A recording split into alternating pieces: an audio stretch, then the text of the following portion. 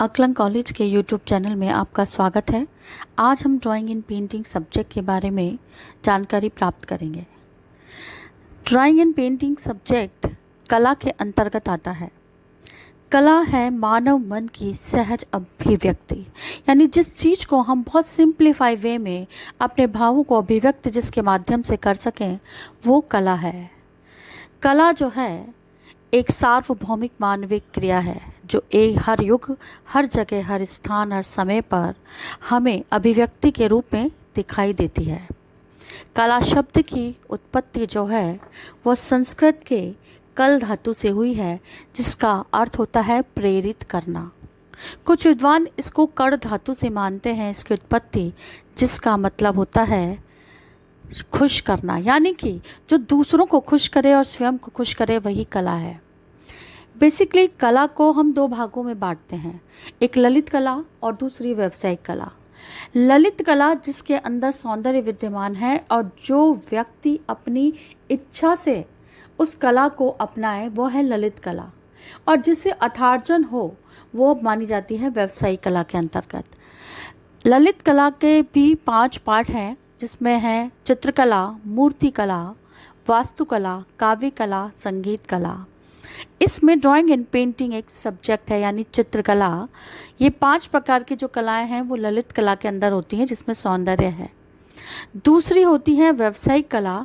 इस व्यावसायिक कला के अंदर हम संपूर्ण कलाएं इसके अंतर्गत मानते हैं। जैसे हम देखते हैं फैशन डिज़ाइनिंग है, इंटीरियर डेकोरेशन है, इवेंट मैनेजमेंट है, ब्यूटिशियन है, ज्वेलरी डिज़ाइनिंग है, आपके फ्लावर डेकोरेशन है, आपकी फर्नीचर डिज़ाइनिंग है, टेक्सटाइल डिज़ाइनिंग है, जो कुछ भी है, एडवर्टाइजमेंट डिज़ाइनिंग है, ये सारी की सारी चीज़ें व्यावसायिक कला के अंतर्गत आती हैं।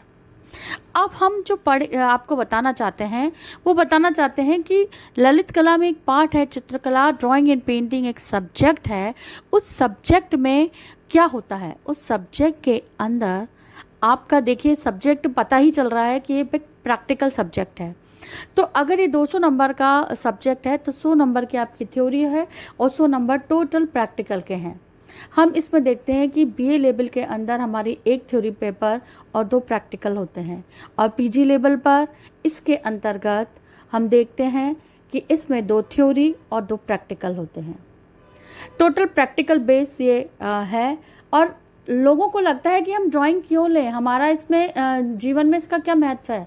तो आप ये देखिए कि जब मनुष्य के पास भाषा नहीं थी, अपनी भाषा से वे एक दूसरे को समझा नहीं पाते थे, बोल नहीं पाते थे, तब कला एक ऐसा माध्यम बना जिससे व्यक्ति ने अपने भावों को संप्रेषित किया, कम्युनिकेशन के लिए यूज़ किया, जिसको हम भीमबेटका वगैरह जो हमारी पूरी प्रागैतिहासिक आर्ट है, प्रिमिटिव आर्ट है, उसको हम देखते हैं।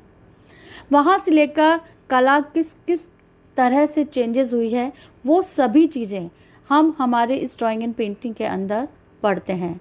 इसके अंदर हम बेसिक्स पढ़ते हैं, फंडामेंटल ऑफ विजुअल आर्ट्स, जो कि हमारे जितनी भी इंटीरियर, फैशन डिज़ाइनिंग या जो भी हमारे कमर्शियल कोर्सेज हैं उन सभी में कलर्स, लाइंस, पर्सपेक्टिव आर्किटेक्चर में यूज़ होता है। ये सारी चीज़ें जो बेसिक नॉलेज है, टेक्निक्स हैं, डिफरेंट टेक्निक्स कलर्स करने की या पेंटिंग बनाने की, उन सबको हम इसके अंतर्गत पढ़ते हैं और प्रैक्टिकल करते हैं। नाउ हम हिस्ट्री पढ़ते हैं। हिस्ट्री के अंदर हम आर्ट हिस्ट्री पढ़ते हैं। हम इंडिया की आर्ट हिस्ट्री पढ़ते हैं, प्री हिस्टोरिक से लेकर मॉडर्न एरा तक क्या क्या हुआ, मुगल कालीन क्या था, राजस्थानी क्या थी, अजंता क्या थी, एलोरा क्या थी, स्कल्पचर्स क्या थे, ये सारी चीज़ें हम इस आर्ट के अंदर पढ़ते हैं। हम उसकी हिस्ट्री जानते हैं, जो कि बेसिकली कॉम्पिटिटिव एग्जाम्स वगैरह में बहुत यूज़फुल होती हैं। नेक्स्ट हम मॉडर्न एरा, लोग कहते हैं कि एक लाइन खींच दी उसने, लेकिन एक लाइन कोई कलाकार किस तरह से खींचता है, उसके पीछे उसके क्या थॉट्स होते हैं, वो कलर्स कैसे यूज़ करता है, तो वो हम जो मॉडर्न आर्ट जो है आज की जो चल रही है पूरे वर्ल्ड में, हम उस मॉडर्न आर्ट की हिस्ट्री भी इसके अंदर पढ़ते हैं। तो नाउ प्रैक्टिकल एंड थ्योरी दोनों चीज़ों को लेकर हम कला पढ़ते हैं, आर्ट एंड ड्राइंग पढ़ते हैं, ड्राइंग एंड पेंटिंग को हम पढ़ते हैं।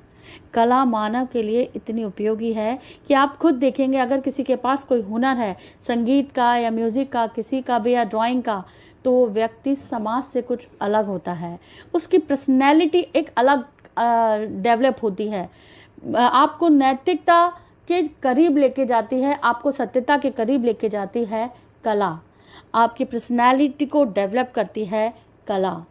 कला एक बहुत बड़ा माध्यम है हमारे भावों को संप्रेषित करने का। Thank you.